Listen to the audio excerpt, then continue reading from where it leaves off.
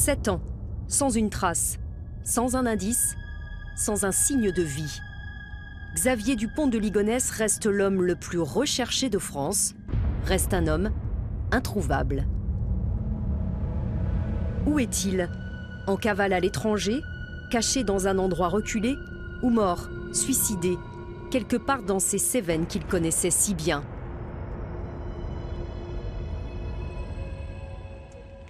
C'est à la lisière de ce massif que Xavier Dupont de Ligonnès a été aperçu pour la dernière fois, le 14 avril 2011.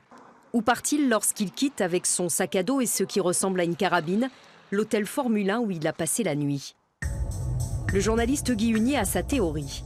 Pour lui, Xavier Dupont de Ligonnès aurait choisi les Cévennes pour se suicider parce qu'il savait que son corps serait difficile à retrouver dans des gouffres très profonds.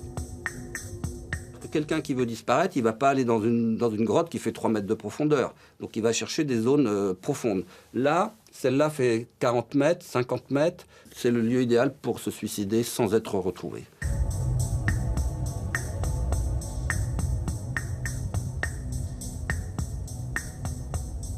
Pourquoi est-ce qu'il cache son suicide? Il le cache parce que il ne veut pas apparaître comme étant le monstre qu'on va penser qu'il est. Il ne veut pas non plus que sa famille pense qu'il s'est suicidé pour des raisons religieuses. Le suicide est un péché. Le suicide est un péché. Les Cévennes, comme cercueil, pour un fugitif qui aurait cru échapper à la justice des hommes. Mais sur place, la thèse du suicide et du corps rendu introuvable laisse sceptiques. Les fouilles menées par les enquêteurs ont été très poussées et les chasseurs doutent qu'un corps puisse à jamais disparaître.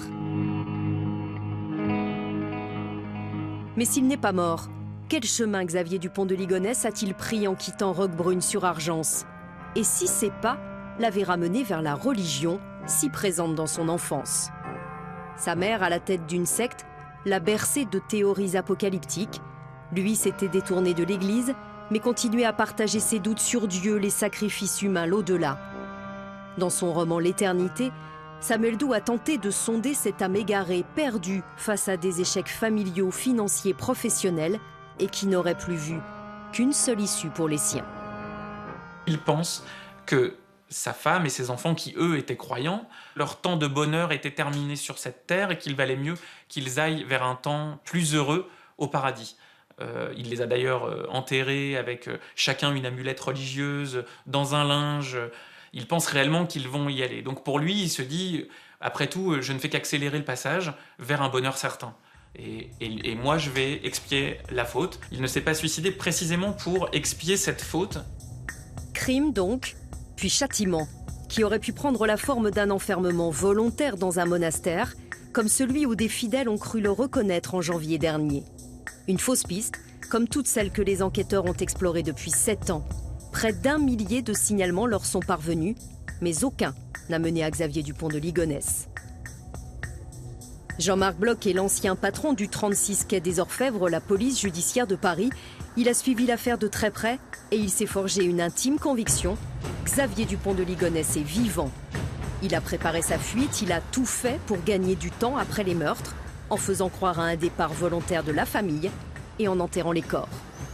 Pourquoi est-ce qu'il ferait tout ça? Il met fin au bail de cette maison. C'est pas un comportement de quelqu'un de suicidaire. Les gens suicidaires, pour eux, dans leur tête, on va imaginer, enfin, c'est difficile à imaginer, mais c'est après moi le déluge, je fais tout sauter, je me suicide, et puis après on verra bien. Là, c'est pas du tout ça, c'est pas après on verra bien. C'est j'organise tout pour que j'ai le temps de disparaître, pour que j'ai le temps de me refaire une seconde vie, une autre vie. Je suis certain qu'il a une autre identité. Il s'appelle Xavier Dupont de Ligonnès jusqu'au Formule 1 de Roquebrune-sur-Argence. Après le Formule 1 de Roquebrune-sur-Argence, il ne s'appelle plus Xavier Dupont de Ligonnès, et il est ailleurs.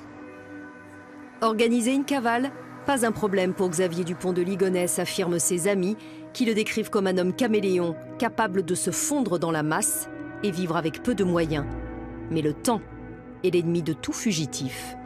Et moi, je suis convaincu qu'il sera trouvé un jour, absolument, tout à fait, ailleurs, avec un autre nom, et qui commettra une erreur, comme il y a son ADN, et que d'un seul coup, il va surgir de je ne sais pas où, des États-Unis peut-être.